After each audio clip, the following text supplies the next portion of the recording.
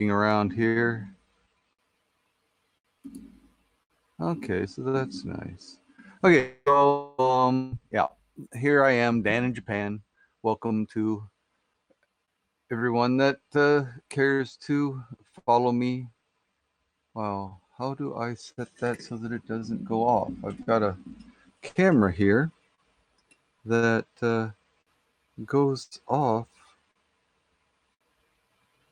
if I am not recording with it. So maybe I need to record, and that'll do it. Snapshot. Start, stop. Okay, maybe I can do that. I'll do that if I use that. I'll figure that out later. All right, so yeah, here I am, Dan in Japan, and I'll start off with a story, I think, a Japanese folk tale.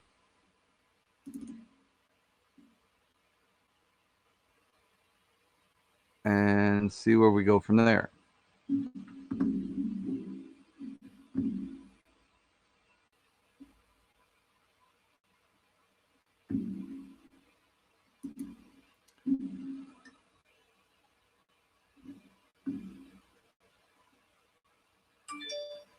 So a big pile of noodles. Oh yeah, okay, melting grass. Okay.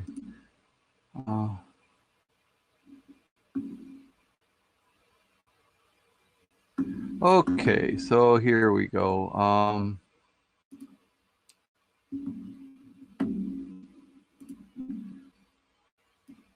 Let me see what I'm doing here.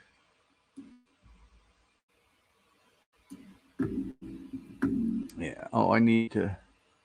That's not going to work. Could be too for this, isn't it? Oh no, that's just right.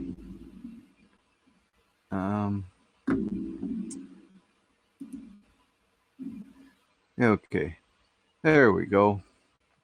Need to get rid of this because that's in the way. Okay. Oh well, thank you for the like. Whoever gave me a like, that's interesting. I only see one observer, which generally means me. Okay. But yeah. Okay. Anyway, so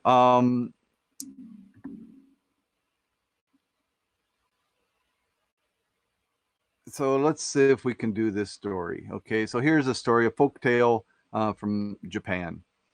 This is called the mice make a pilgrimage story. Okay. So a long time ago, there were 4 or 5 mice gathered together, and they're talking together, and the mice said, "Hey, it's looks like the humans are uh, going on this pilgrimage to the shrines on the Isle of Ise. So why don't we go too? Right? It sounds like a good thing to do. Right? And so yeah, that sounds like a good thing to do. Yeah, oh, good idea. Let's do that. Right? So usually a lot of people go at the same time. So why don't we ask all our friends if they'd like to go too? So that's what they did. Each mouse went home, and they called their friends and so on, and say, "Hey, you guys, you want to go? Want to go to the shrines on the Isle of Ise? We're going on a pilgrimage. You want to come with us?" And so yeah, a lot of the mice came down and said, "Yeah, let's go, let's go. Yeah, sounds like a good idea. Yeah, sounds great. Let's go." Um, so they called them from the rooftop, hiding in the attic and so on. They called them from, under the floorboards and in the walls and so on. So the mice are coming out of all these different places where they were hiding because they were going to join in the great pilgrimage to the shrine at the Isle of Ise, right? So you got all these mice that are coming from here, there, and everywhere.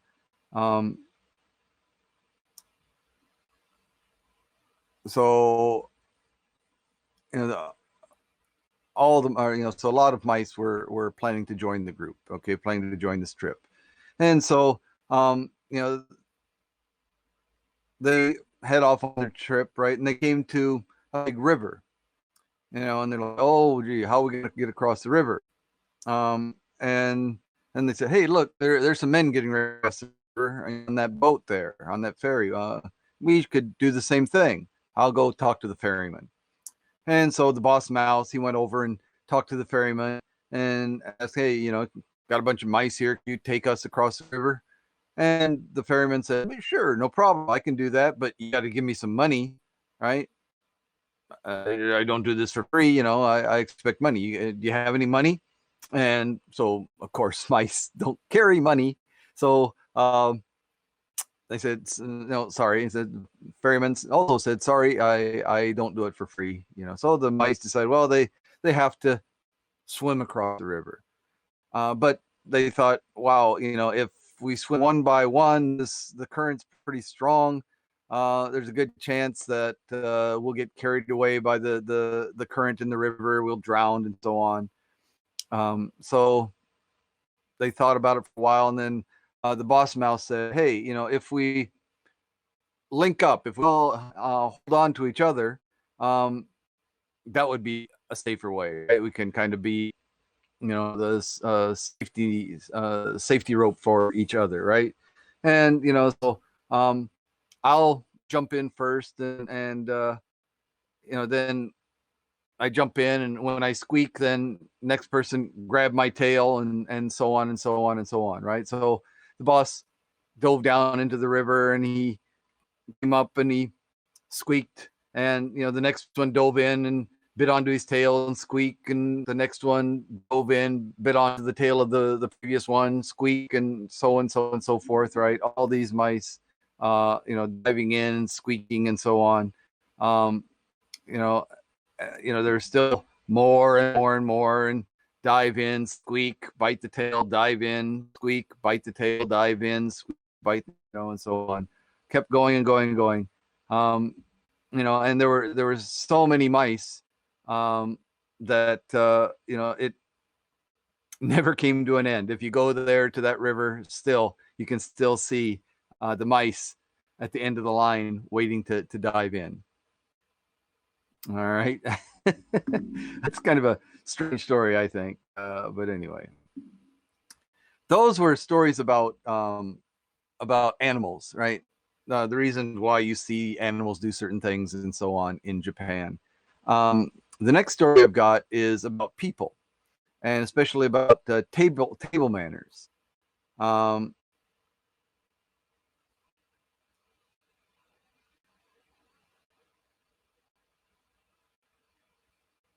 So so the theme of this next story is table manners. Okay, and a little background information here. Farmers' names are based on numbers. Ichi is 1, ni 2, san 3, shi is 4, right? Ichi, ni, san, shi. Okay. And at the end of a name, you add san, which is like Mr., right? Or Mrs., Ms., and so on. Or if it's a higher ranked person, the san becomes sama, right? So ichi, ni, san, shi, right? And san or sama. So once upon a time in this village, the farmers had harvested a lot of rice, and they were all very happy, and they were carrying their harvest to their local magistrate, right? And the magistrate, the leader there was happy too, and he said, "Oh, good job, thank you. This year I'll be able to get enough rice quickly for the land tax. This is very easy. You saved me a lot of trouble. Thank you. To show my appreciation, I want to invite you all to a small gathering for a meal together. So I'd like all of you to come to my house day after tomorrow." Okay. And the farmers went home happily, you know. And but the next day, the first farmer, Ichibe, right? Ichibe-san, said to the second farmer, Nihei-san, uh, Nihei-san, I can't go to the party at the magistrate's home tomorrow. And Nihei-san said, well, why not? And said, I totally forgot. And my wife just reminded me, I don't know the proper manners for eating at such a formal party. I'm just a simple farmer. I don't know the proper manners for that kind of a gathering. I would look foolish if I went. So I can't go. Do you know the proper manners? And the other farmer said, of course not. I've never been to a formal dinner party. I don't know anything about formal dinner manners.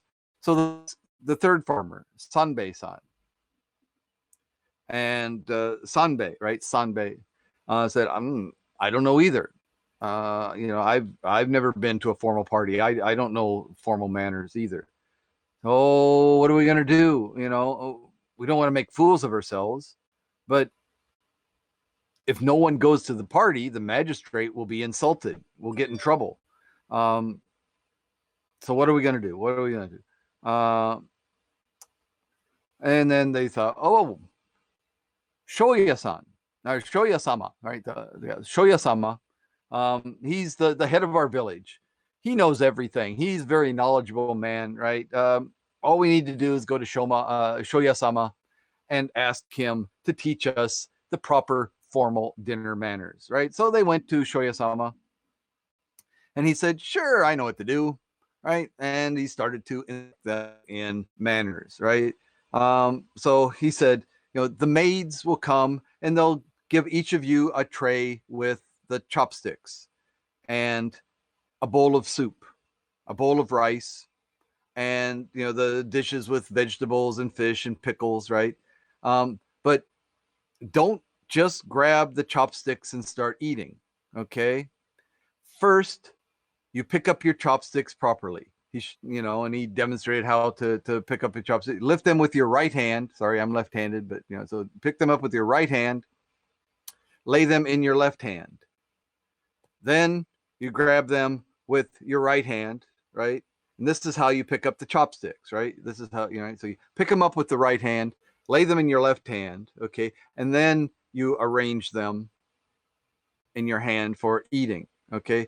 That's how you pick up chopsticks, right? So, this is Japan, right? There's a right way to do everything, right? You say, oh, all right, gotcha. We understand, okay.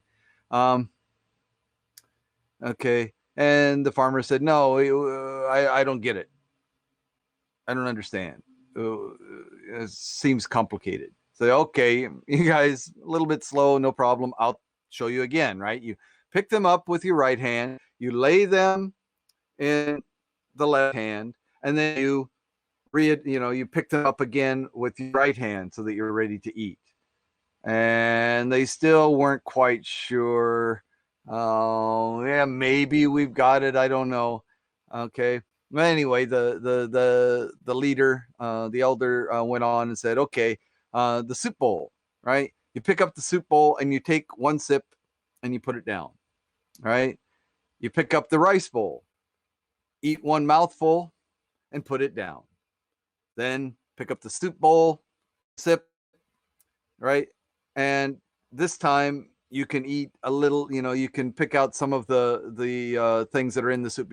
A lot of times there are bits of vegetable or tofu or things like that in the soup, right? So the second time you can help yourself to some of the foods that are in the soup. And then you put it down, pick up the rice bowl, and you eat 2 mouthfuls, right? And you put it down, right? And then, only then can you start on the side dishes, right? Whichever of the side dishes you like. And the farmers are like, what? I don't get it. I don't understand. What was that again? And so the leader many times, he repeated it again and again, but the farmers, they're simple farmers. This is all totally new to them, and there's no reason they couldn't make sense of it. All right, so the leader there, Shoya-sama, is okay. I got an idea. This is what we'll do. I'll go and I'll sit at the head of the line nearest the head of the table, right? Then Ichibei-san, you sit next to me. Ichibei-san watches what I do. And then Nihei-san will be sitting next to him and watch what Ichibei-san does and copy him. And then Sanbei-san watches what Nibei-san does and copies him, and so on, right? On down the row.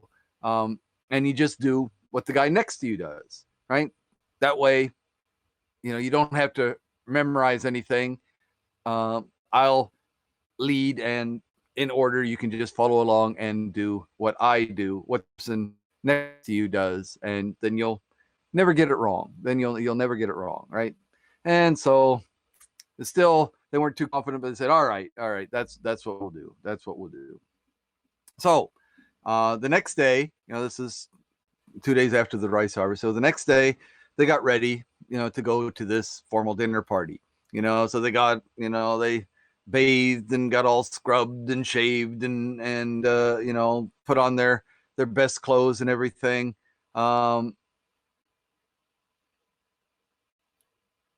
They clean underwear, clean undershirt, clean kimono, clean socks, everything. They were going all out, right? They're wearing their best clothes, right? And so they, for farmers, they were looking pretty good, right? For farmers, they were looking pretty good.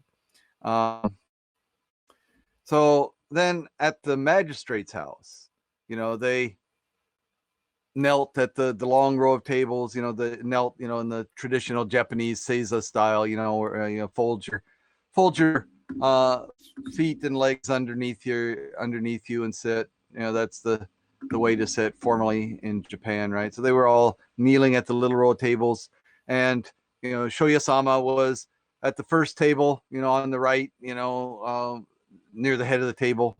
And next to him was Ichibei-san. Next to him sat was Nihei-san, and then Sanbei-san, Shihei-san, Gohei-san, Rokubei-san, Nichibei-san, Hachibei-san, Kyubei-san, Yubei-san, and so on until Hyaku-bei-san. Hyaku is 100. Okay, so that's how the farmers' names are. They're just the numbers 1, 2, 3. And then it's Bei or Hey or whatever, and then San at the end, right?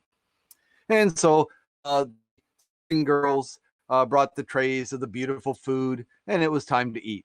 So Shoya-sama, right? Remember Shoya-sama, the leader? He picked up his chopsticks with his right hand, right? Ichibei-san, watched him, and that's right. First thing was to pick the chopsticks with your right hand. Okay.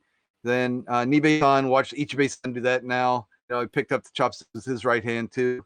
And so on and so on and so on. Sanbei-san, Shibei-san did it, and so on down the row. Next, Shoya-sama laid the chopsticks in his left hand. Okay. And, so Ichibei-san said, oh, that's right. You're supposed to set them in your left hand, right? He followed the same, did the same thing. Nihei-san did the same thing. Sanbei-san did the same thing, right? And so on. Now, Shoya-sama grabbed the chopsticks with his right hand, ready to eat, right? And they said, oh, that's right. That's what I'm supposed to do next. I pick them up with my right hand now. So Ichibei-san, Nibei-san, Sanbei-san, Nihei-san, Sanbei-san, and so on. They all took them up with their right hand. And then Shoya-sama, picked up the soup bowl, took one sip, and Ichibei-san was watching him and said, oh, that's right. Yeah, I remember now. That's what you do. You take one sip and then you put it down. And so he did that. And Nihei-san watched him and he said, oh, yep, that's right. I remember. Took a sip. Sanbei-san and so on, all the way down to Hyakubei-san. Oops. Sorry, I'm missing my story here. And then, so then Shoya-sama picked up his rice bowl, right, and took a mouthful of rice, right, and put the bowl back down. And Ichibei said, "Oh yeah, I remember. That's what you do. You take a bite and so on." And Nihei-san, did that. Sanbei-san, and so on down the row. Okay, and then Shoya-sama again picked up the rice bowl, took a sip of soup, and this time he ate a piece of the vegetable that was in the soup. Right, put the soup back down. Yeah, that's right. This time I take more soup and I can eat a little bit of the vegetable in there. So Ichibei-san did that. He sipped the soup and took the vegetable. Nihei-san did the same thing. Sanbei-san, Shihei-san, and so on. Right. Then Shoya-sama picked up his rice bowl and ate 2 bites of rice. Ichibei-san thought, that's right. Rice again. Okay. 2 bites. Okay. 1, 2. He did the same thing, and everybody, Nihei-san, Sanbei-san, and so on down the road, they all did the same thing. So now Shoya-sama picked up one of the side dishes, right? It was his favorite sweet potato, right? They like sweet potato in this slippery sweet sauce that was over the sweet potato. And so he picked up a small piece with his chopsticks. But before he put it into his mouth, because the sauce was kind of slippery, the sweet sauce on there was kind of slippery, it dropped from his chopsticks and fell to the floor, and it rolled away, and Ichibei-san watched. They said, "Oh, I see. That must be the proper way to eat. You're supposed to drop a piece of sweet potato like that." So he picked up the sweet potato, picked up a piece, and dropped it and let it roll onto the floor. And then Nihei-san said, "Oh, that's how you do it." He picked up sweet potato, let a piece of it drop, right? Sanbei-san did the thing. Shihei-san did the same thing. All right, and then Shoya-sama is like, "Oh crap, that's not what you're supposed to do." But he couldn't speak out loud.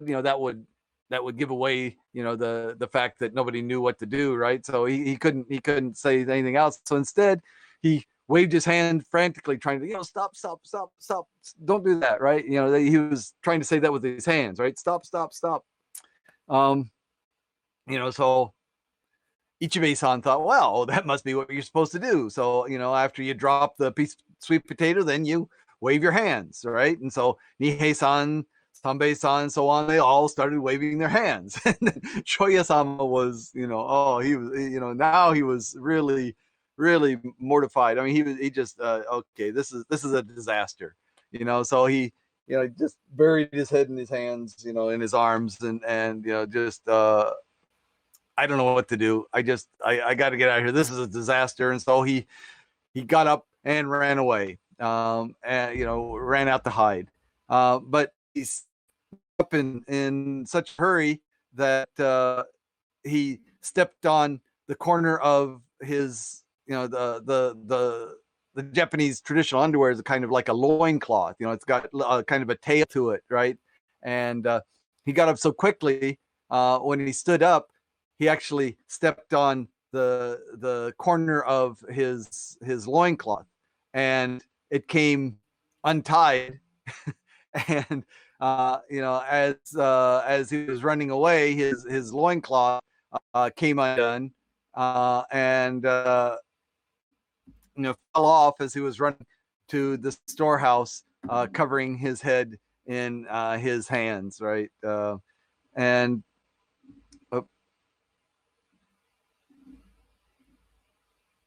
darn it.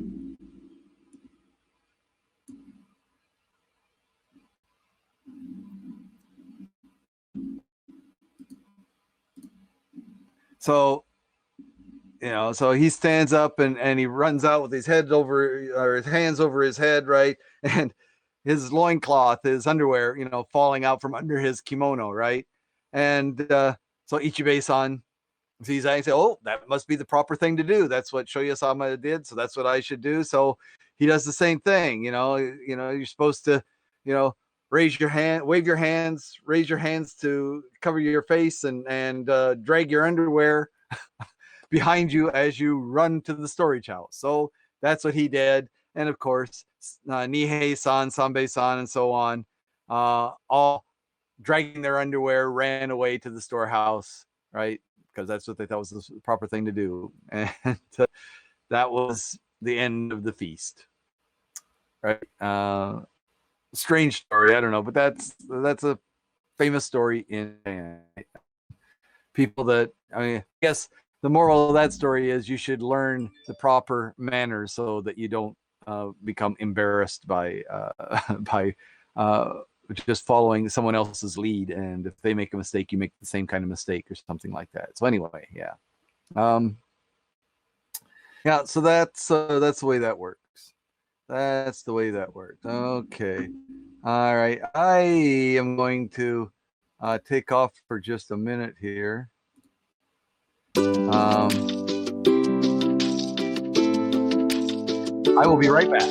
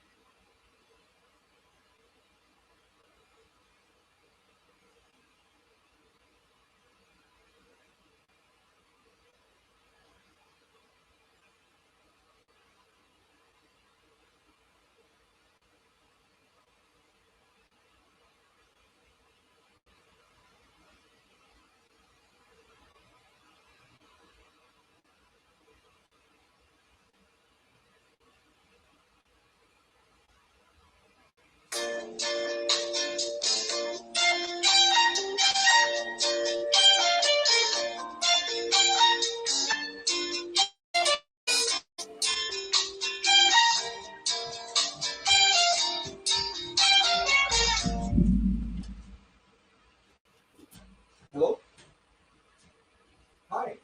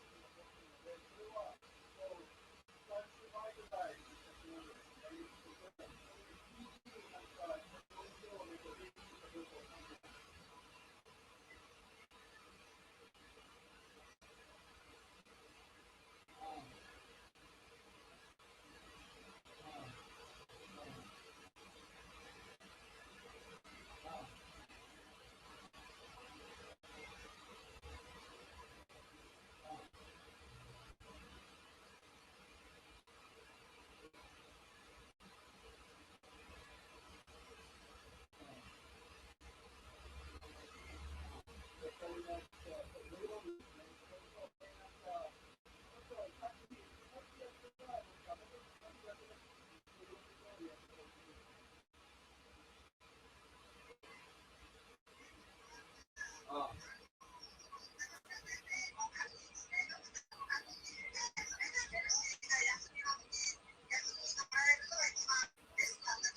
そうですね。はい、わかりました。はい、ありがとう。はい、はい、バイバイ。はい。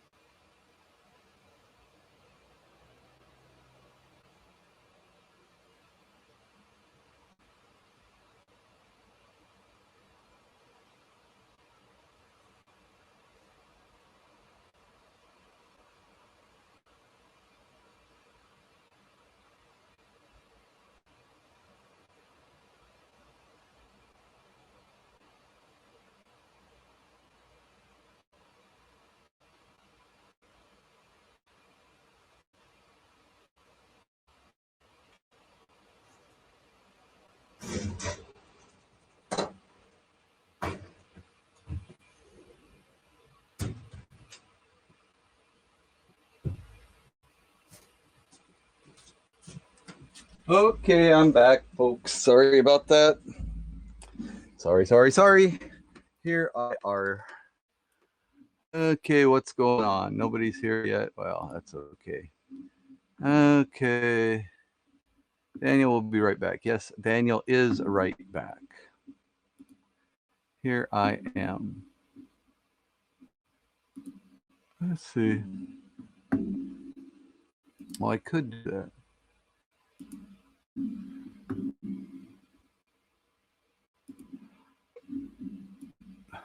What if I do this now? No, it should continue. No, I don't want to do that. Okay. All right. So what are we doing here? Anybody around? I was playing around with things. What do you think about this? Yeah, going back to the old days, black and white, right? How about this? This is kind of funky, right? Yeah, kind of. There's like 3 spectral images of me in the background. Yeah, I'm kind of translucent. This is my I am a ghost. If I tell ghost stories, I could use this one. Or maybe this one would be better. I don't know. Maybe for zombie stories. How about that? And there's this one. What do you think of that? Yeah. And there's just this one. I mean, as opposed to the regular, just a little bit. And then this one, maybe like night mode or something. I don't know. Kind of interesting. Oh, this was like, daylight. So I guess maybe if it was dark and you do this one, and then it would be regular. And if it's bright and you do this one, then it would be regular. And I don't know what this one's for. But anyway, yeah, some filters there that this camera can now do with this application that I use. So that's kind of interesting. So anybody around today? I was thinking of playing a game, but yeah, not too many peeps around at this time, I guess. People have taken a little peek, but no one has left me a comment. I'm feeling very lonely here, people. How about dropping in, saying howdy do, and we can talk about some things if you like. If we get a quorum of players, we can play ourselves a little game. What time is it getting to be? Let's see. It's almost 11 o'clock in the morning my time, which means, let's see, it's about 10 o'clock Friday night. I guess everybody has other things to do. Well, let's see.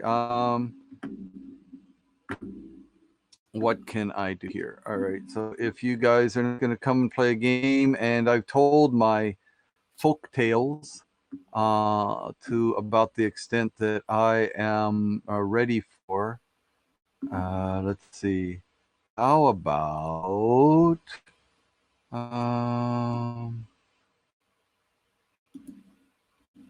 let's see. What do we got here? Lame philosophy.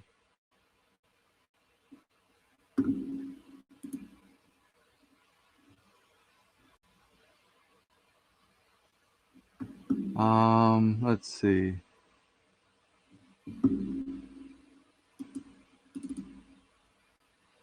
This is clear back to February 10th. Layman's philosophy questions that I did on that day while I'm waiting for somebody to say, hey, stop that. Let's do something more interesting. My little computer here is just working its heart out,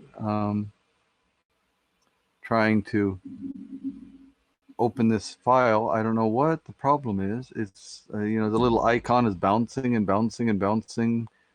Don't know what the deal is.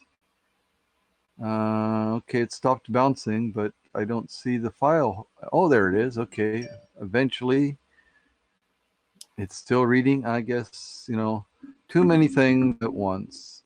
I don't know. Let's see.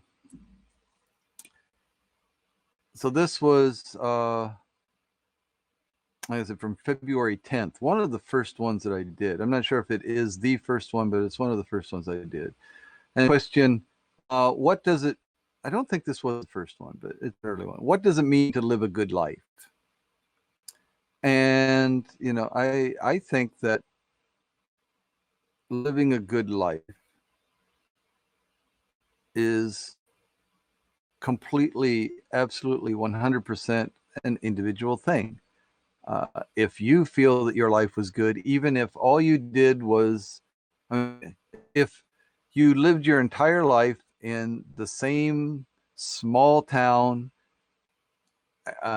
and you know, worked at the same job, or you know, whatever, you know, and you know, only interacted with the same small group of people, um, you know, if that was all you did, but you felt that that was a good life, then it was a good life. I mean, it's, you know, what does it mean to live a good life is 100% subjective. If you think it's good, it's good. There, you know, there to me, there's no if and or buts about it, right? If you think good, it's good. It's, you know, some people are dissatisfied if they have not traveled to a certain number of destinations that they uh, have as one of their goals or something. That people that are dissatisfied if they're not meeting new people, or they haven't interacted with a certain uh, number or type or group of people, and so on. And so, you know, if they've done those things and then they're satisfied, and you know, that was, you know, they look back and that was a good life. But yeah, that's, you know, it's totally subjective. What does it mean to live a good life is to be truly satisfied. You know, not like you're satisfied in that, you know, you settle for something less than, you know, to look at it and say, yeah, I'm happy with the way I lived my life. Um, or I'm happy with the way I am living my life, or, you know, whatever. So for me, um, yeah, you know, unless they're talking about living a good, like, and being a good person and so on. You know, if you look at it from that, you know, not, you know, did I live a good life? Yeah, I lived a good life. You know, I'm satisfied with what I did and so on. But if you're talking about, you know, a good life as in, you know, lived as a good person, you did good things and so on. Again, still, I think that's totally subjective. If you,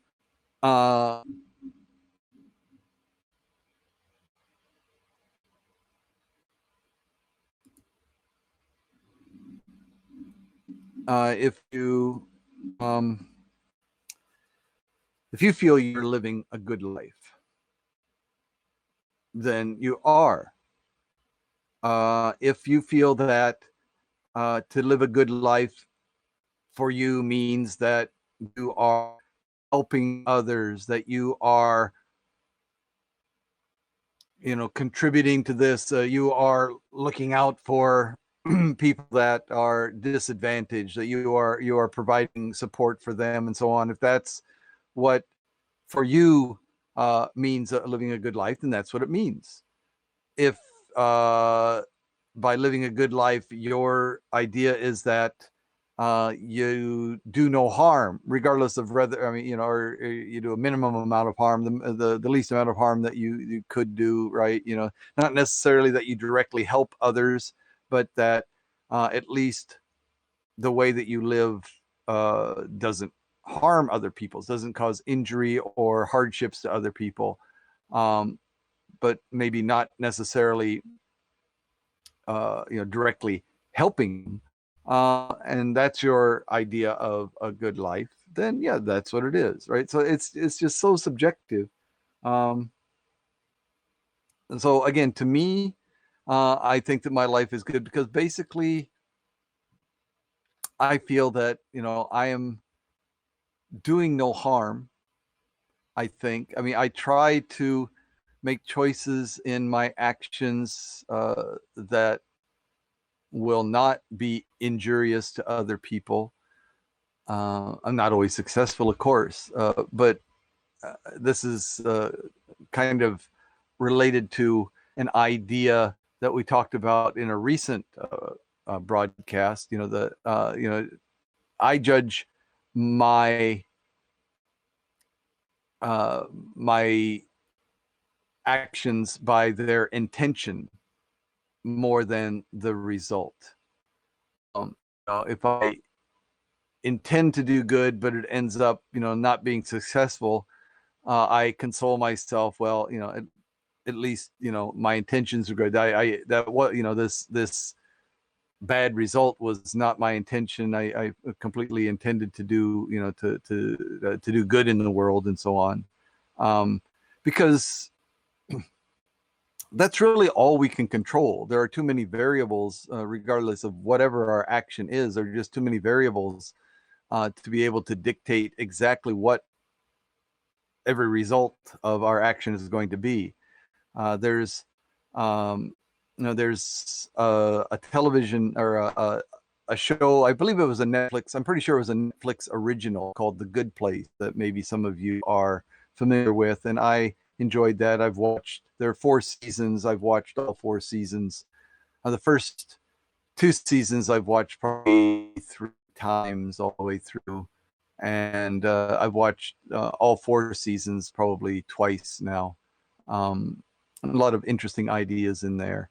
But one of the things that they talk about at one point in that show is the fact that the world is just so complicated, so many interactions, so many interconnections between individuals and their actions and so on, that it's impossible to interpret. So for example, back in the day, years ago, if a guy, stopped and bought a rose for his mother's birthday or for Mother's Day or whatever, he stopped at the local florist and picked up a rose to give to his mother. Then that was, a very good thing, because, the rose, I mean, you look at all the different ramifications of that. The rose provided, buying the rose provided income to the florist. Giving the rose provided happiness to the mother and so on. And, so it was a very simple transaction with a few extraneous connections there. But today, if you buy a rose from the florist and give to your mother the same action, well, okay, where was that rose grown? It used to be, the florists basically were, the flowers sold were more or less locally sourced. I'm talking about, maybe 100 years ago or something like that, locally, or at least not, not so far away. And there wasn't the prevalence of pesticides and other things, or, all these things connected to growing the flowers and transporting them to various locations around the world, and the, labor practices and so on. So basically, a much simpler world, and doing something nice was basically a good thing. But today, buying that same rose, that rose was grown, in a place where, for example, maybe migrant workers are working there, underpaid or something, and maybe using dangerous chemicals on the plants, and harming the environment, killing the bees or whatever. And the flower is preserved with, perhaps dangerous chemicals or whatever, or transported over long distances, using up resources like petroleum and so on for the transportation, and all these kind of things. It's just so complicated that the same simple action now maybe has a net negative effect, bad effect in the world. But the motivation for the action is the same now as it was 100 years ago or 200 years ago. You want to do something nice for your mother. So you buy her a flower, right? So that's my a long way to say my take on things is that I tend to judge my I only judge myself. I try not to judge other people, and because I don't know their motivations, I don't know their intentions, I don't know why they do what they do. I only see what they do, and so I have to kind of uh, you know temper my view of their actions with the knowledge that I don't know. The knowledge that I don't know what the motivations or intentions actually are. Um, I mean, sometimes it's tempered. It's I do judge. Obviously, I do judge other people's actions, um, mostly in relation to how they affect me, or rather directly or indirectly, and so on. But yeah, so to live a good life, if you're in, as far as your influence on the world and so on, yeah, if your intentions are good, um, then you're living a good life, I would say, or you have lived a good life. Because that's all we have is our intentions. We can't, it's too complicated to control. If your intention is good, even if you end up doing harm, if your intention was good,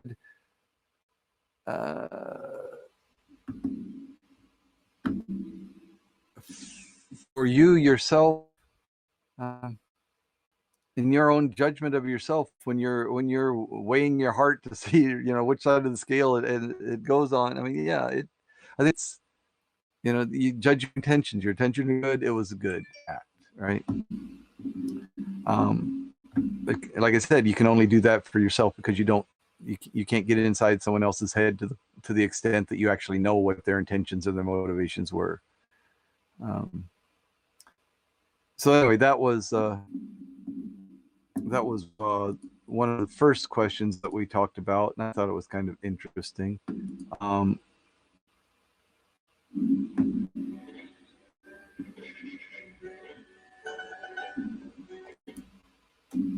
Wait, that's not what I wanted.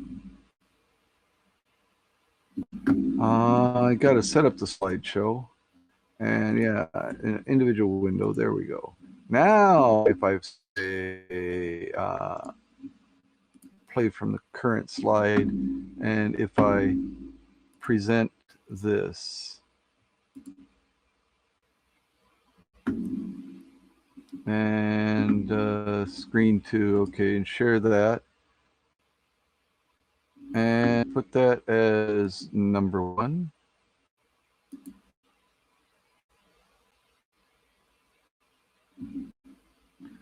There, yeah, so what does it mean to live a good life is what I was just talking about. And then the next question, how will humans as a species go extinct? I mean, I think that's going to be, humans as a species go extinct. I think that a pandemic will not do it, because although the human genome is more or less standard, there are such variations within the genome that and different levels of immunity and reactions to this, that, and the other thing. I mean, everybody has different kinds of allergies. Some people are allergic to whatever, some people, have no problems. We're all on such a wide spectrum that I find it hard to imagine a pathogen that would just wipe out everyone. I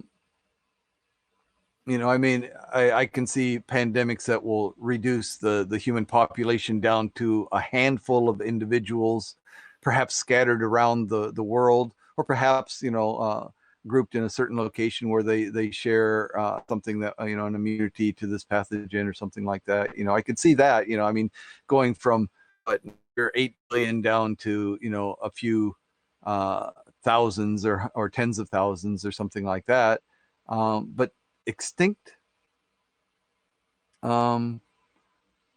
again, I guess if they were scattered too far away from each other and unable to reconnect and therefore propagate the species again, yeah, that could lead to extinction. It's not impossible, but I doubt that would happen.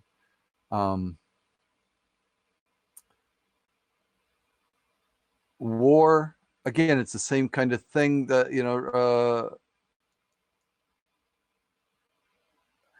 I mean, yeah, so I grew up, during the Cold War and nuclear proliferation was a concern and so on, and continues to be, obviously.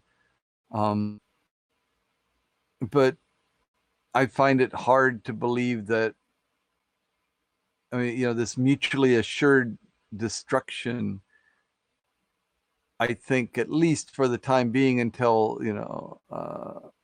somebody whose thoughts are just totally alien to to most humans gets in the position where they could start something. And I just don't think I just don't think that is going to happen. um I mean, most people don't want to push the button if they know that it's going to end everything, most people. And hopefully, that it will never be the case that someone who does want that, does want to eliminate the human species, um, will be in a position where they can, do that. So, how will the human species go extinct? I mean, maybe by mutation. Well, we'll no longer be human anymore. Mutations, could be um, exacerbated. Is that the word I want to use? Could be increased through either the influence of things like climate change, um, or some viral and some kind of pandemic infections that could motivate the human genome to mutate at a higher, frequently in order to adapt to that, or through human manipulation of the genome. Um, Things like that you see in Gattaca, that movie. Um, Jude Law and Ethan Hawke were in that. I don't know if you saw that. That's an interesting movie.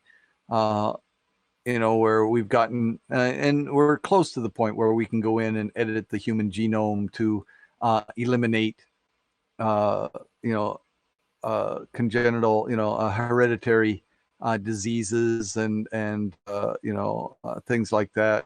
We're not quite there. It's not that it's no longer. I don't think really science fiction as much as the future of science fact. And I think that we could get, feel the power of being able to do that and start manipulating the human genome to the extent that basically it'd be difficult to call us human. I mean, we'd no longer be human sapiens, or we'd be or no, it's human Homo sapien. We'd be Homo something. Hello, Lorenzo. Welcome. Um, yeah, so that we would basically cease to be the species that we are because we have so manipulated our genome to the point that we no longer could legitimately call ourselves Homo sapiens. Yeah. I guess that's how I see humans becoming extinct, the human species becoming extinct. I think that's the most likely scenario, is that we finally get to the point where we decide, yeah, we know enough that we can take control of our own genome and tweak it the way we want to, and people will start doing that. Heterophobic. What's heterophobic? Heterophobic? Okay, I'll look that up. You're educating me.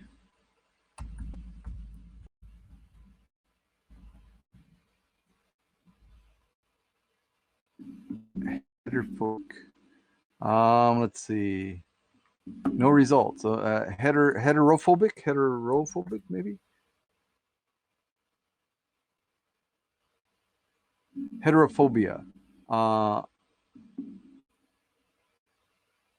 irrational fear of aversion or discrimination against heterosexual people. That's what I thought, but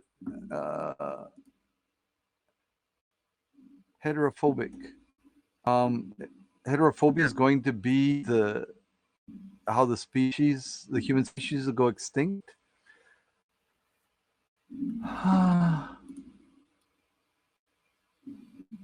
Irrational fear of aversion to or discrimination against heterosexual people, right? As opposed to homophobia. I mean, I figured that's what it had to be, but I just, I mean,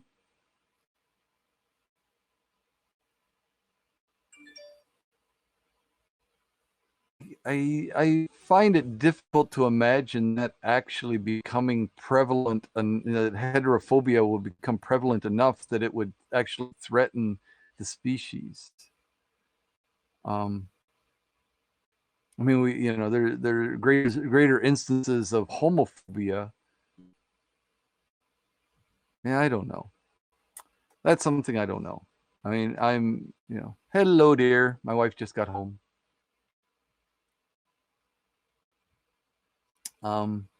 What? Yep, I'm hapsing. I'm what's happening. Yeah. So let's see. No more children. Yeah, I mean,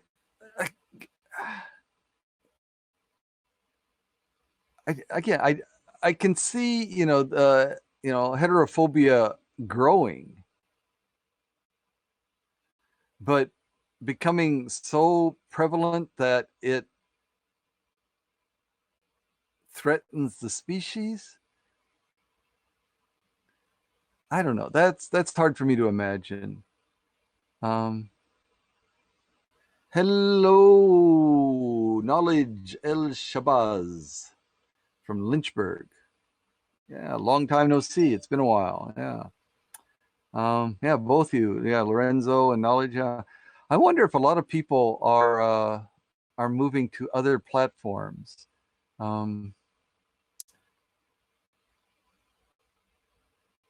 I know some people. I know a lot of people have moved to other platforms. I don't know where you guys came from. I don't know how long you've been broadcasting. If a lot of people, I came at about the time when a lot of people were moving over from Periscope, and I was never on Periscope. Um, the broadcasting I'd done before was very limited. In fact, I hadn't really done much live. I hadn't done Facebook Live and so on. Black Eyed Dog is listening. Okay. It's been a while. Great to see you again. Yeah, great to see you. Man, welcome to you, Black Eyed Dog. I tell you,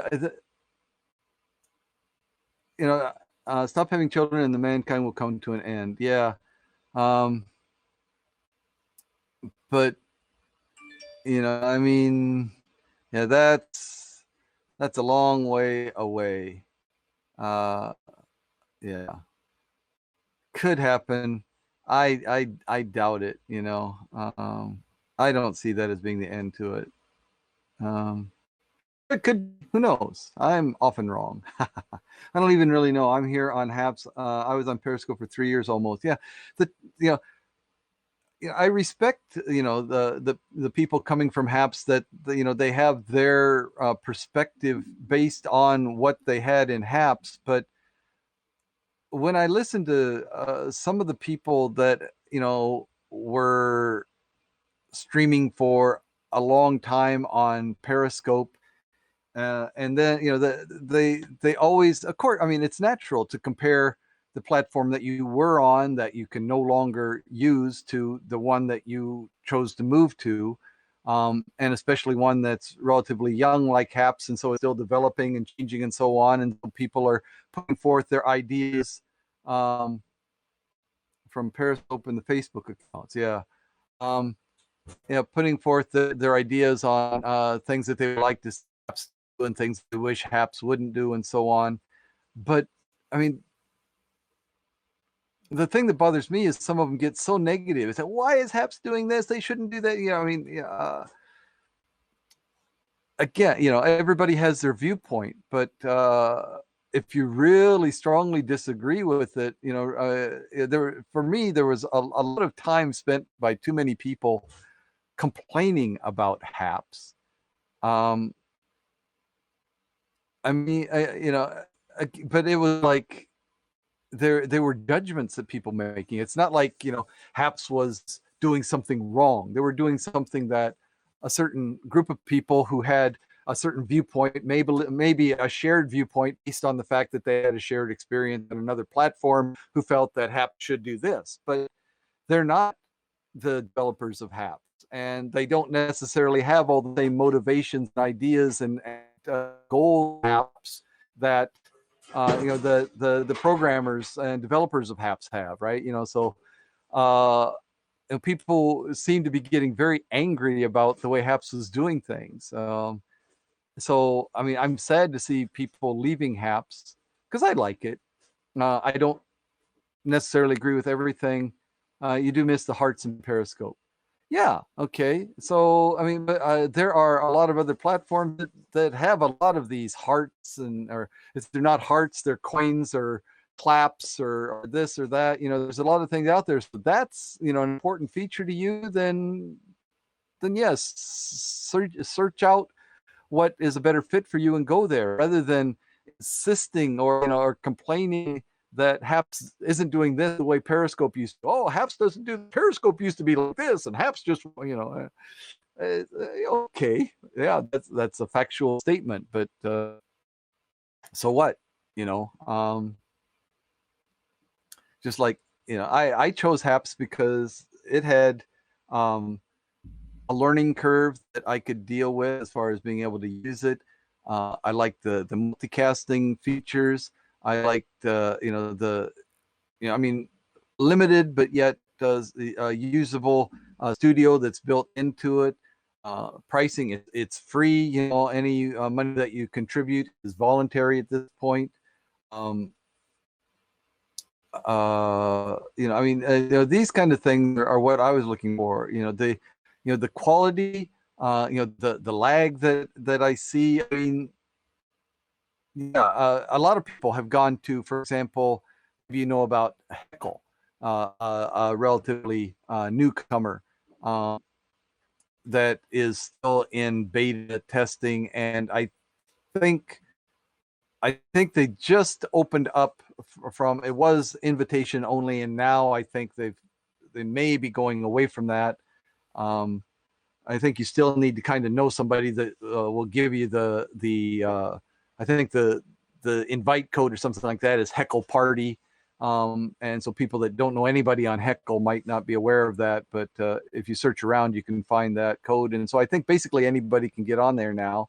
And a lot of people are saying, oh, Heckle is so great. There's no lag. It's instantaneous and blah, blah, blah, blah, blah. And they're comparing it to HAPS, and HAPS does have lag problems. But they're comparing apples and oranges. For one thing, Heckle only does iOS. There is no browser application. You can't do it on a computer right now. You can't bring guests up, right? You can't share a screen. Just things you cannot do. So of course, if you you streamline it, there's no There's no hearts, there's no awards, there's no this, that, and the other thing.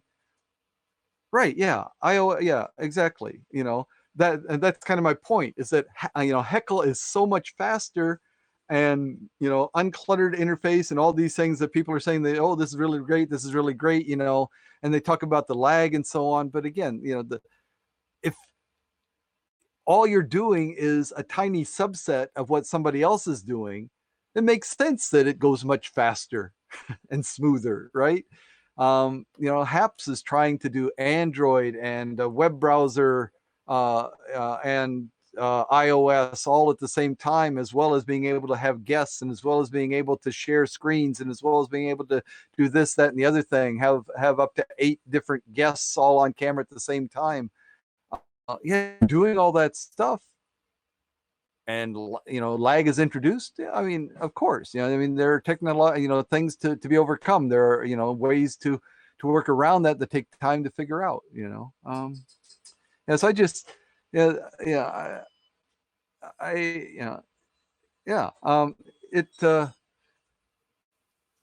people that were on Periscope, I mean, I feel for them. I feel for the people that were on Periscope, lost it, and now feel this void that they had built up something over, for some of them, 5 or 6 years, and then it was just taken away, and now they're thrashing in the dark, or so to speak, kind of looking for something to fill that void, to take over, and everything that they find, they thought that HAPS was going to be it, and they've been disappointed by that. But then, like I said, they shouldn't take it out on HAPS.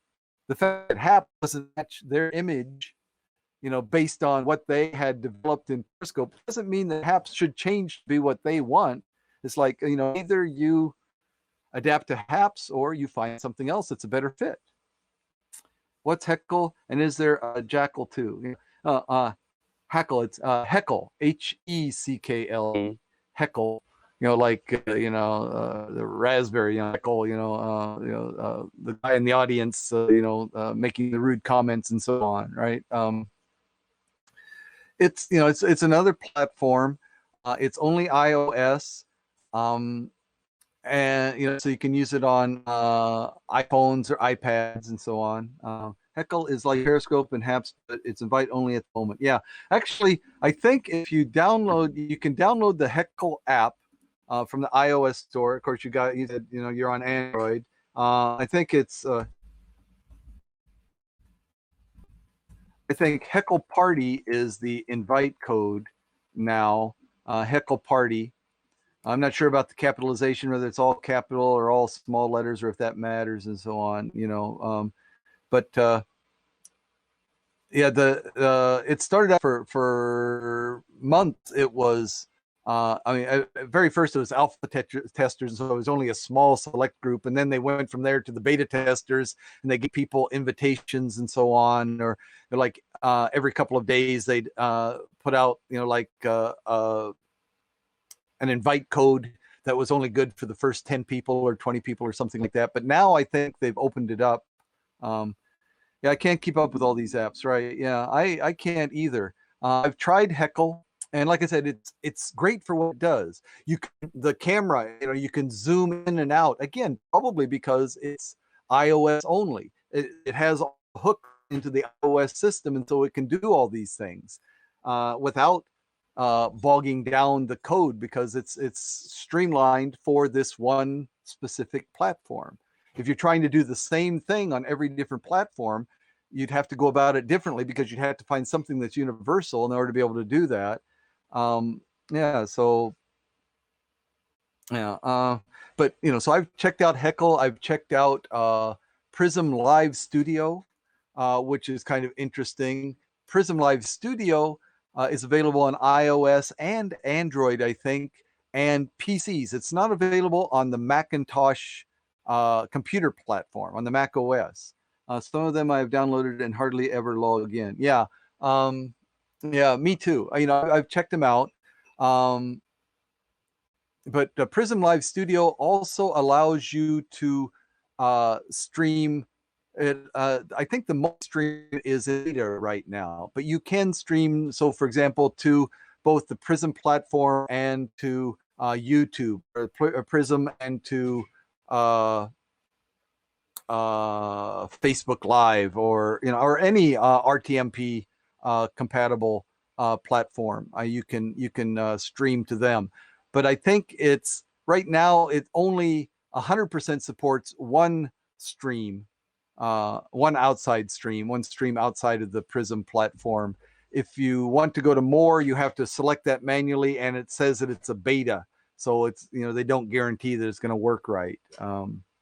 Heckle and Jekyll was Heckle and Jekyll, right? A cartoon in the 59 and 65. Yeah, I remember Heckle and Jekyll, the two black crows, magpies, actually, I guess they were supposed to be.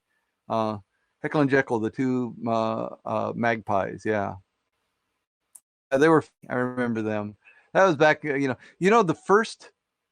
first color cartoon was Woody the Woodpecker. You can look that up and see if I'm right, but that's stuck in my mind, talking about old cartoons. Woody the Woodpecker was one of my favorites. I liked Woody the Woodpecker. Yeah, I remember cartoons like Quick Draw McGraw, the horse was dressed up like a cowboy and so on, and all kinds of different. I remember Cecil the Seasick Sea Serpent and Beanie Boy, right? His side, Cecil and Beanie. Yeah, way before your time. Yeah. Well, I'm an old man, right? Yeah. Cartoons are great. Cartoons are a lot of fun. And now they're trying to be politically correct, I guess, and so on. That takes away a lot from it.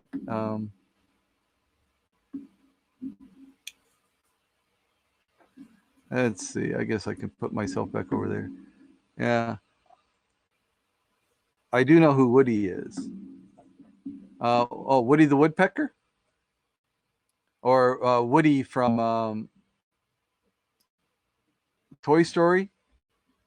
Yeah. No, Woody the Woodpecker. You ought to know Woody the Woodpecker. I tell you, Woody the Woodpecker.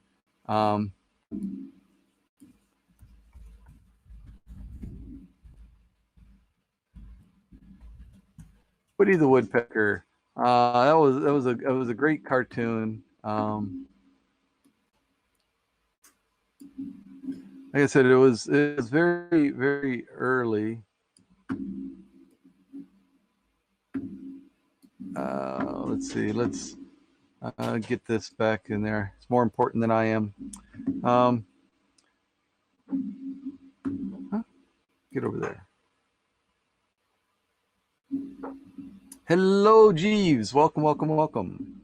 Yeah, we're just talking about Woody the Woodpecker. Woody the Woodpecker. That's the guy there.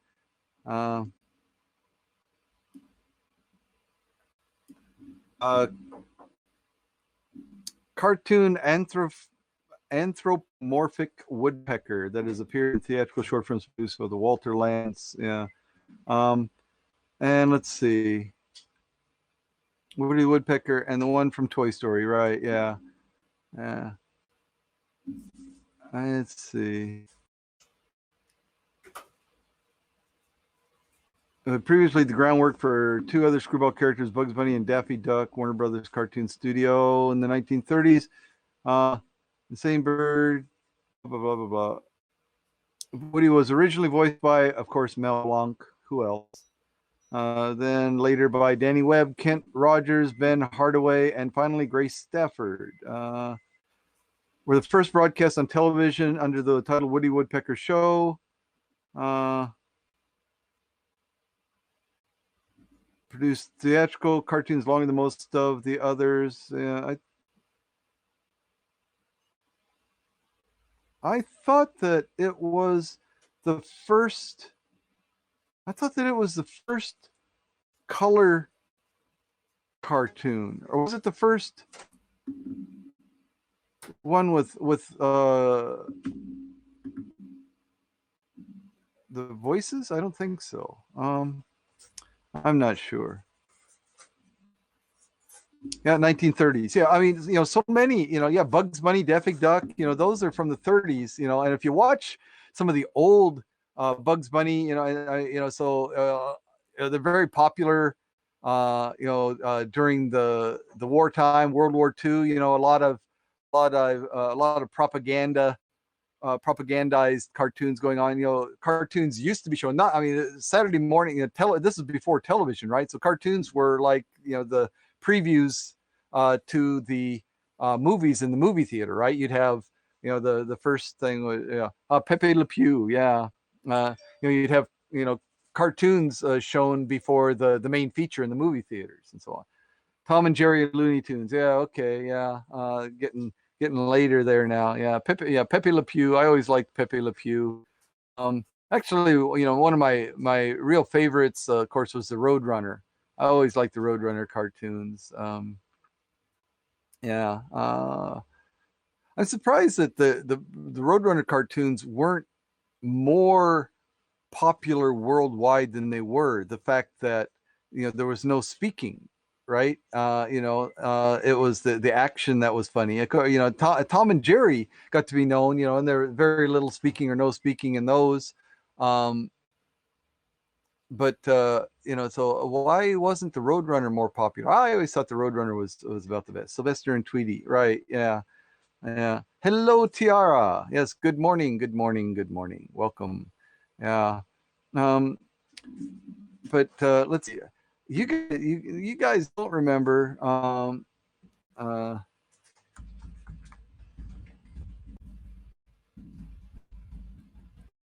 so the sea serpent? That's not how you spell sea serpent. Oh yeah, so I was spelled sea serpent wrong. Beanie and Cecil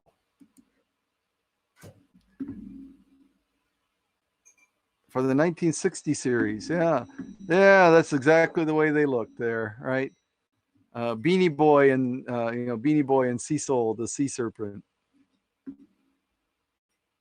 The Beanie and Cecil show.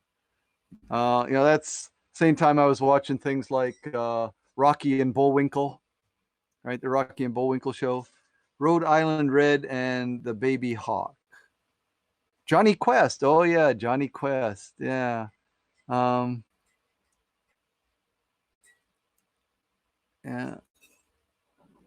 Salamat Pagi.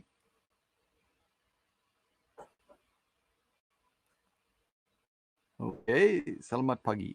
That must be hello. In Philippine language, salamat is thank you. Salamat po is like the polite thank you. Yeah. The Jetsons, the Flintstones, right? Yeah.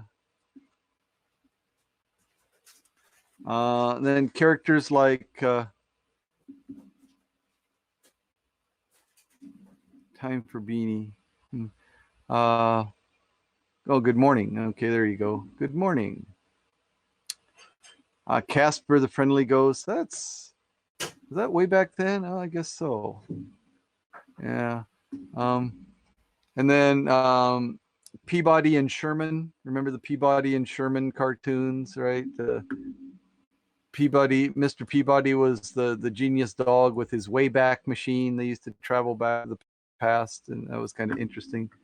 Pokey, oh yeah, Pokey, and what was he had a donkey. Pokey was green, and the donkey was a brown or orange. The done with claymation. Yeah, Gumby, Pokey and Gumby, or Gumby, yeah, Pokey and Gumby. Pokey was the horse, and Gumby was the green boy or whatever it was. Yeah.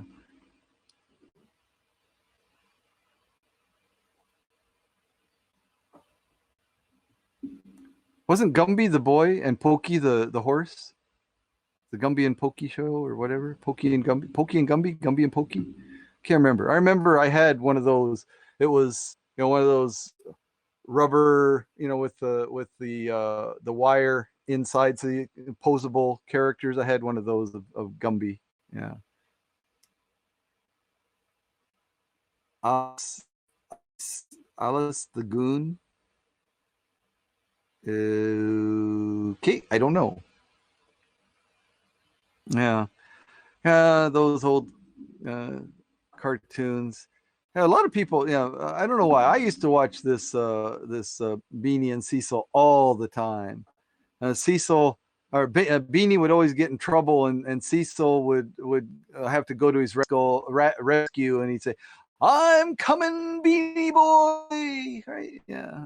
Davy and Goliath. Oh yeah, the religious cartoons. Yeah.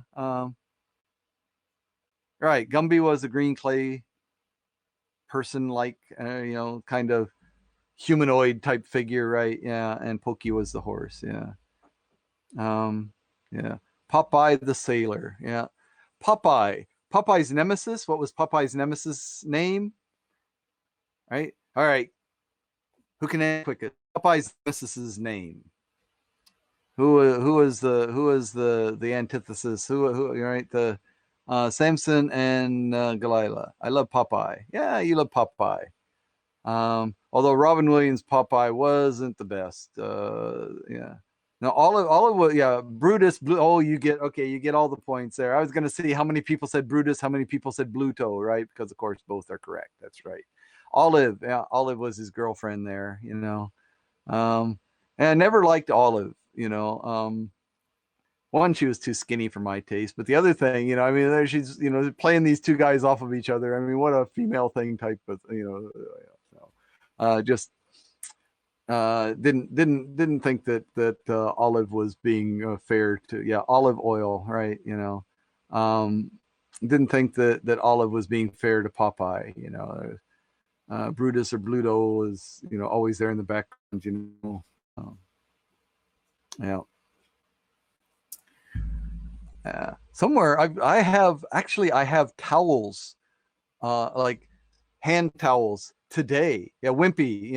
I'll gladly give you $2 or on Tuesday for a hamburger today or something like that. Who's always trying to borrow money to buy a hamburger. Wimpy and these hamburgers. Yeah.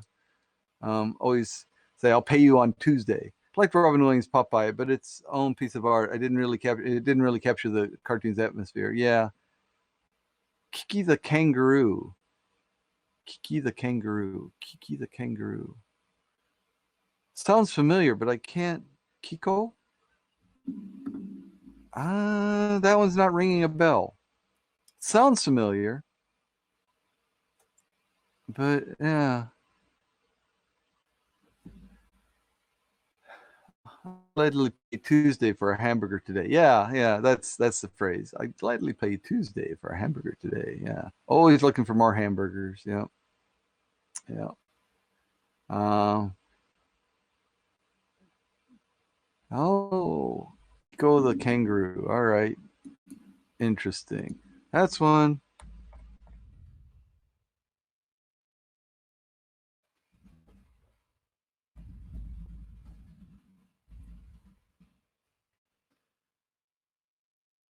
Go the kangaroo. Kiki kangaroo.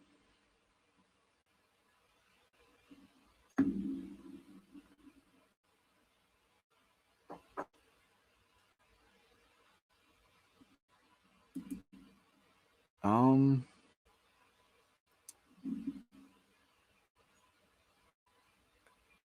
Tingha Tuck and Tucker Club. All right.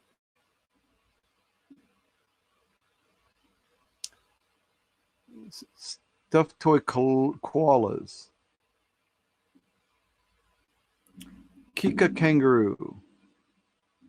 Or Kiki kangaroo. Okay. Katie Kookaburra. Ermintrude emu. All right. Willy Wombat. Okay, this is, when was this? The 1970s? Oh, the show was eventually canceled in 1970 after 8 years. So from 62 to 70. This was this children's television character on Britons. Okay, so yeah, Britain. I wasn't watching British TV. That wasn't on our, that's back network television. We had 3 channels, and that was not on any of our channels at that time. Yeah, interesting. At British TV, I didn't really know anything about British TV until I started watching the Monty Python. You know, that was really my introduction to British television, I think. Um, Josie and the Pussycats, that's later. I was already getting basically too old to watch most cartoons. Scooby Doo, yeah, I remember watching that, but that was like, yeah, Scooby Doo. Yeah, when was Scooby?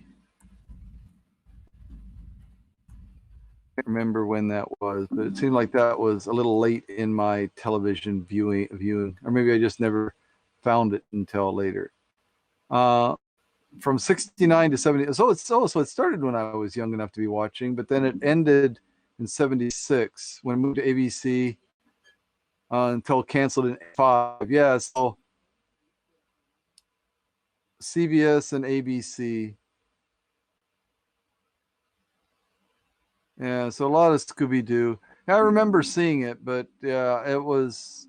I guess it became really popular after I was moving away from cartoons. The Archies, yeah, I remember the Archies. Didn't watch the cartoons very much. I don't even remember the cartoons very much. I remember reading Archie comic books. Donald Duck, yeah, of course, Donald Duck. Yep. You know, my favorite Donald Duck were always with Donald Duck and the Chip and Dale. Donald, you know, the Chip and Dale were always, you know, stealing Donald's walnuts or whatever, and Donald always gets so angry, and they'd wage war. There was a Christmas or holiday one, I think. Uh, it didn't very exactly Christmas themed, but it seems that there was the Christmas tree and there were presents under the tree, and at one point they were battling and shooting walnuts at each other or something like that. Yeah. DuckTales, that was again, that was later on. I think that was again near the end of my cartoon watching days. Um, yeah, yeah, cartoons.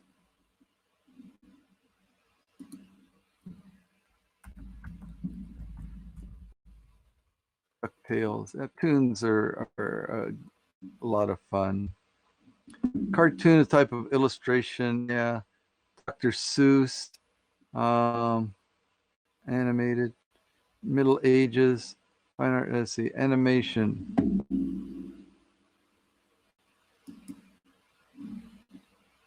Uh, Comics. List of comic strips. That's not what we're talking about. We're talking about animated cartoons, right? List of newspaper comic strips. Oops. Wow, they got it. DuckTales was in the 90s. Yeah, I was already too old to be watching DuckTales. Yeah. Um,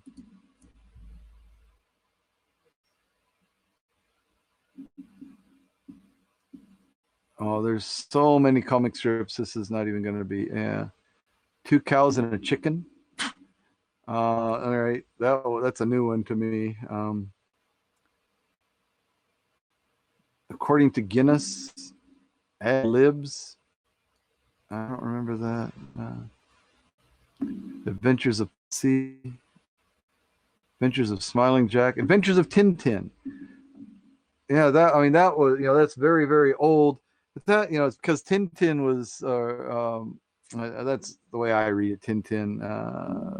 That's actually pronounced. What do they say? Tantan or something like that. The original pronunciation is something different. Um, but yeah, I remember getting into that because it's translated into it's very popular in Europe and translated into so many languages, and so I was reading those stories in Spanish. Got to go with the Chipmunks, Alvin, Theodore, and Simon. Oh yeah, um, those the voices I didn't like. Yeah, yeah, I never liked their voices. Those high squeaky voices, you know. Yeah, just kind of turned me off to the Chipmunks. Um, Yeah. Airhawk, Alex, Alfredo, All in a Lifetime, All in Sport, Alley Oop. What? Alley Oop. Originally by V.T. Hamlin, 1932 to 2018. Wow. All right. Amazing Spider-Man. Amazing Superpowers, the Ambassador, Ambler, American Adventure, Amy. Handicap. Yeah, I used to read the Handicap cartoon, comics all the time, in the newspaper. Handicap. Yeah. So I mean, yeah, he was my template for what married life should be like, right? Handicap. He enjoyed his stout. Going to the pub. Playing darts. He was an excellent dart player. Remember one cartoon, he was standing, like, 6 feet outside the front of the pub door with a dart in his hand. He said, this is kind of an extreme handicap, isn't it? Because he was so good. And then he was an excellent footballer, right? He always liked playing football, soccer, of course. Had a T-shirt, Tintin. Yeah, okay. Animal Crackers, Annie, Little Orphan Annie. All these things going on here. Asterisk and Obelix. Yeah, that one, another one. U.S. reprinted French album stories edited in comic strip form. Yeah, I remember seeing some of that. That was French, and it was also translated into Spanish. So I saw some, the Spanish one. So, yeah.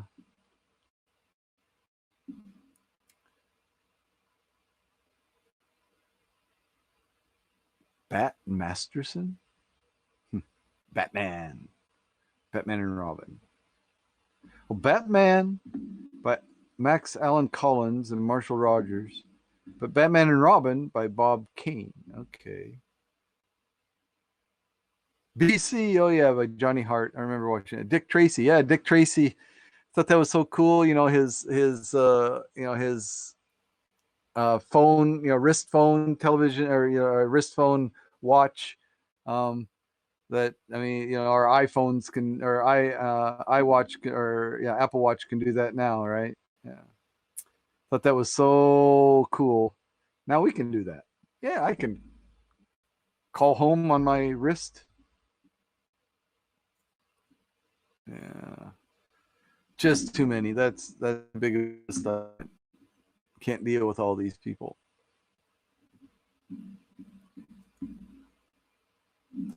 Yeah, Charlie Chan.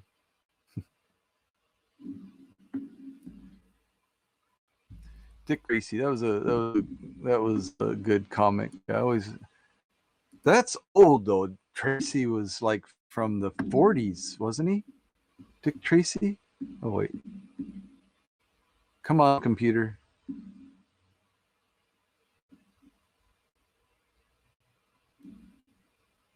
Dr. X. Where's Dick Tracy? There he is. Dick Tracy.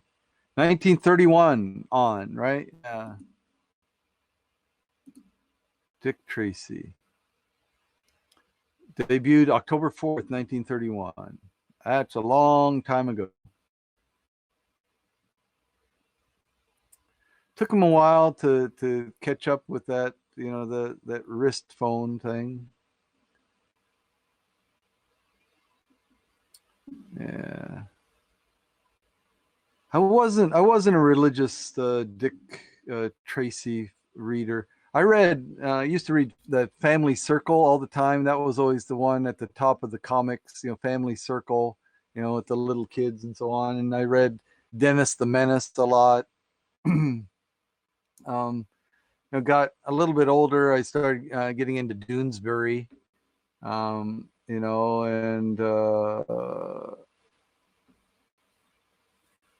what was that one by, what's his name? Burley Breathed or something like that.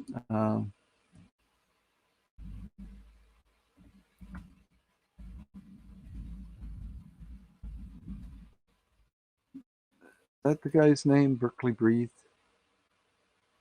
probably close but off. No, that's it.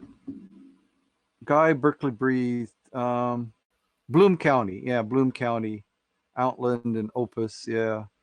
Um, yeah, Bloom County. I never got into. I mean, I was a Doonesbury guy, and of course, Peanuts. Um, yeah, that's something that that's one thing that I miss from America is, the Peanuts, the Peanuts holiday, always, broadcast around holiday, so Charlie Brown Christmas, and, they did a Thanksgiving one and a Halloween one, and Easter. I think there was an Easter special also. Just all these holiday ones. I mean, I remember watching those when I was a kid. Um, and Peanuts, I watched that because Peanuts, especially Linus, his comments are always went above the heads of the kids watching. A lot of that was in there for the adults. I guess to try and get them to watch along with the kids and so on. Yeah. All right, so let's see. We've got Jeeves, we've got Lorenzo, we've got Black Eyed Dog. Uh, I could crank up a game if you guys want to play.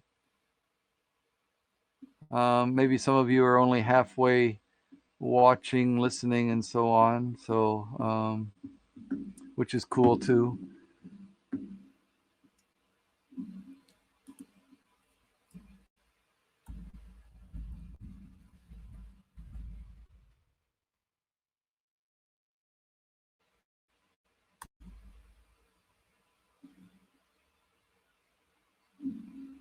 Oh, that's spelled it wrong, didn't I?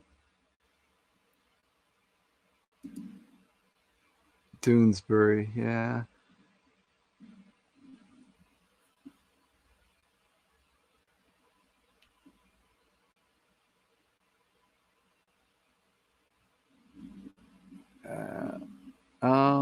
Okay. Michael Doonesbury has progressed from a college student to a youthful senior citizen over the decades. Yeah. Um, which was the characters that used to live out, had a place on Walden Puddle? Um,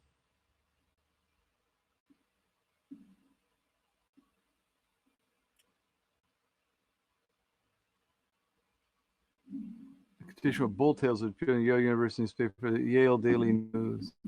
Doonesbury cartoon. Well, here I said it, college. Okay, yeah, the first one. Um, yeah, so I was, so 11 when it started. And yeah, I got into it pretty early. I don't think I got into it right away, but it took me probably a year or two to get into it. But I really was into Doonesbury for a while. Yeah, I remember when he took off for a while, and I was, oh my God, what am I going to read now?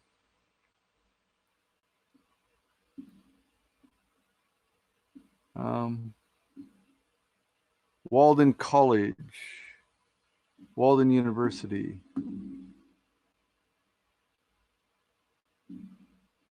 Devolved into a third end of the weighted grade, inflation.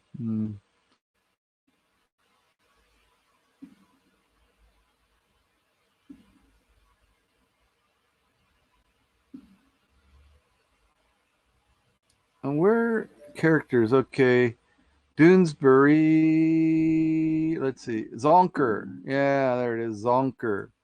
Mike Doonesbury, Zonker Harris, Mark Slackmeyer, Nicole, Bernie, and Dee Dee. Yeah, Zonker. I always liked Zonker. Uh, uh, BD. Yeah. Boopsie. Okay. Yeah. So that's joined the company. Mike Martin eventually coming. They were later joined by BD. Yeah, but when did BD come in? I remember when BD joined. So I was reading before BD had joined. Anyway, has delved into a number of political and social issues, causing controversies and breaking new ground in the comic pages. Among controversies, let's see, 72 depicting Zonker telling a little boy in a sandbox a fairy tale ending and the protagonist being awarded his weight in fine uncut Turkish hashish. I don't remember that one. I wonder if that one was censored or something. Watergate. I remember this during the Watergate scandal. Yeah, guilty. A number of newspapers removed the strip, and one, the Washington Post, ran an editorial criticizing the cartoon. Following former the death, the strip was rerun with all the instances that were guilty crossed out and replaced with flawed. Mark on the editor with Watergate profile. John Mitchell declaring him guilty. Yeah. Military nurse strivers and Stripe dropped Newsbury for being too political. Reinstated 100 protests and military reviews. Okay. Lincoln Journal became the first newspaper to move Doonesbury to its editorial page. 76, character Andy Lippincott saying that he was gay, opted not to publish. Said we were not ready for homosexuality in a comic strip. Let's see. Blossoming romance between Rick Redfern and Joni Caucus. 4 days of strips were devoted to a transition from one apartment to another, ending with the view of the two together in bed, marking the first time any nationally run comic strip portrayed premarital sex in this fashion. The strip was removed from the comic pages. A number of newspapers, although some newspapers opted to simply repeat the opening frame of that day's strip.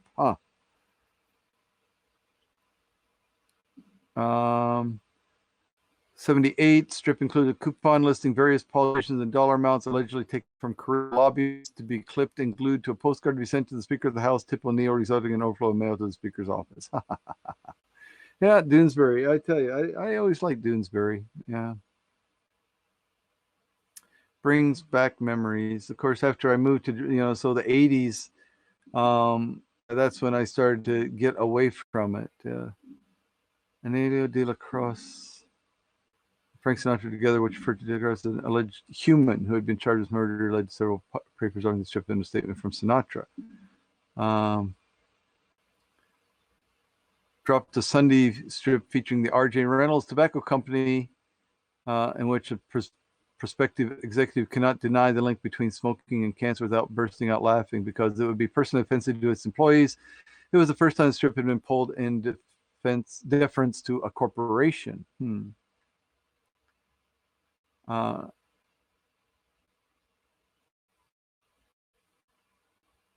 Comics that had already been drawn and written had to be replaced with repeats because the humor strips are considered bad taste in light of the violent crackdowns on protesters in Tiananmen Square in Beijing.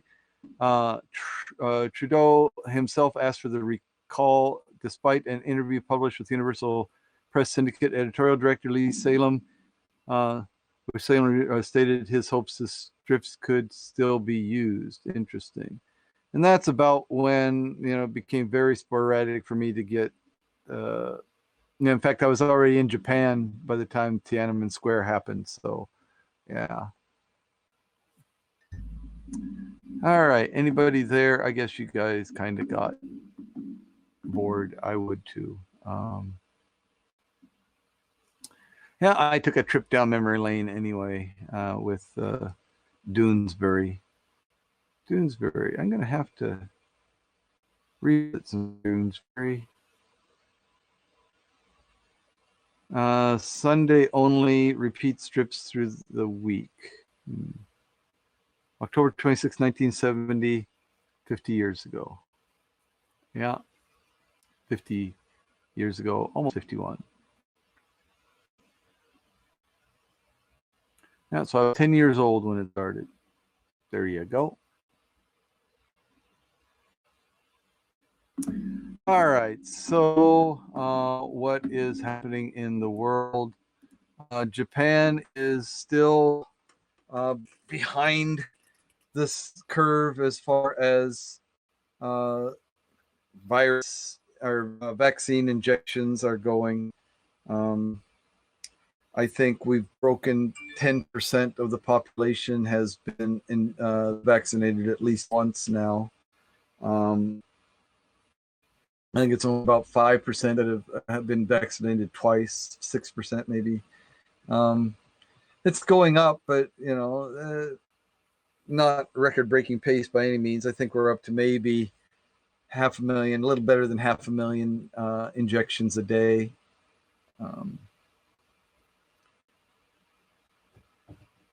So that's not too bad, I guess. I'm champing at the bit to get my vaccine. I'm full-time tenured at one university and work part-time at another. And both of those universities are scheduled to be giving injections on site. And so I have registered for both. Whichever one comes through first, that's where I'm getting my injection, because I'm desperate to be vaccinated. I have no qualms at all about getting the vaccine. The only two available in Japan right now are Moderna and Pfizer. Pfizer was first, Moderna soon after. Pfizer is being distributed by the national government in hospitals and so on. The Moderna is scheduled for distribution through the universities and sites like that. I think maybe that has something to do with the fact that I think the Pfizer comes in larger batches. I think a Pfizer batch is like over 1,000 individual injections in one batch.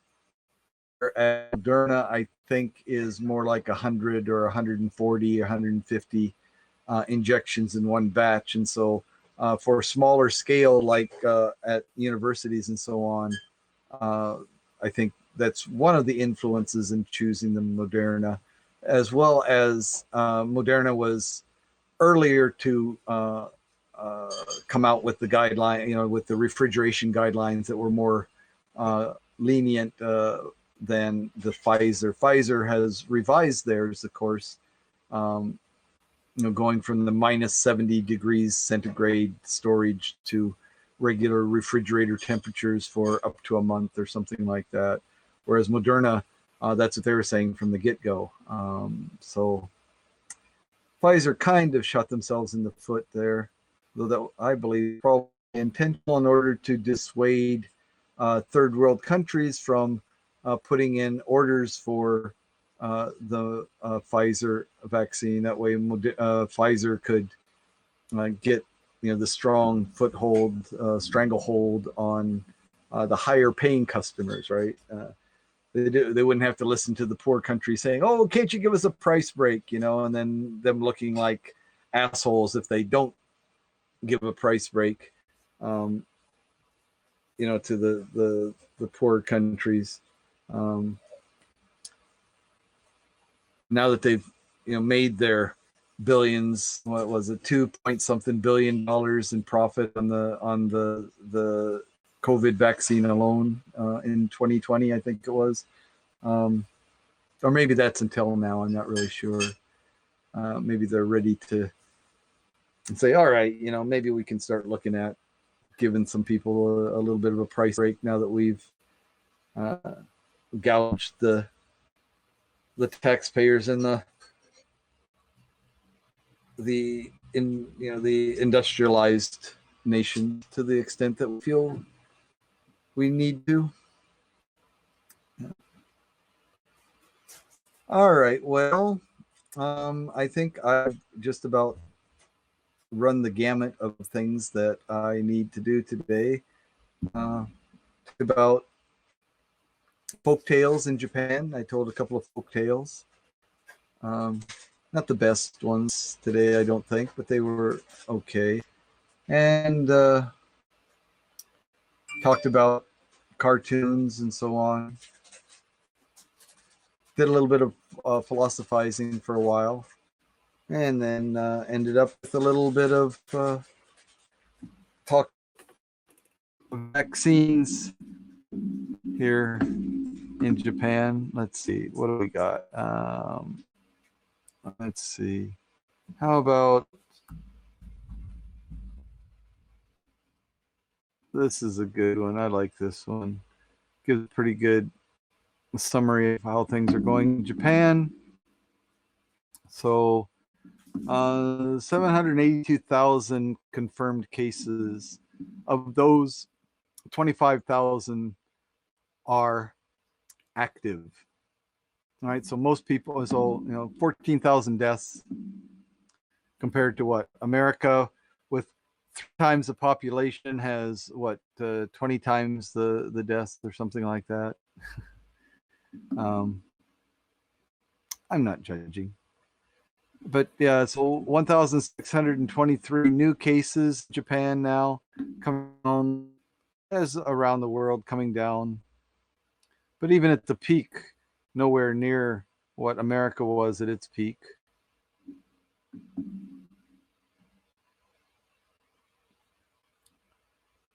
Daily new deaths, we had a 1-day spike there. That was an adjustment from I think a holiday when the numbers weren't reported right away or something. And then let's see, coming down to oops, you guys can't see this very well. I should put this up where you guys can see it better. So Kyushu is the island that I live on. Kumamoto is the area, the name of the city, the name of the prefecture.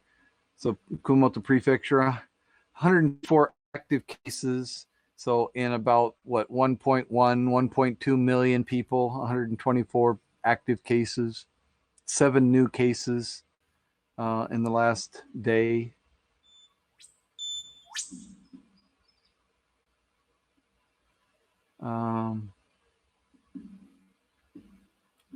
Yeah, so not too bad.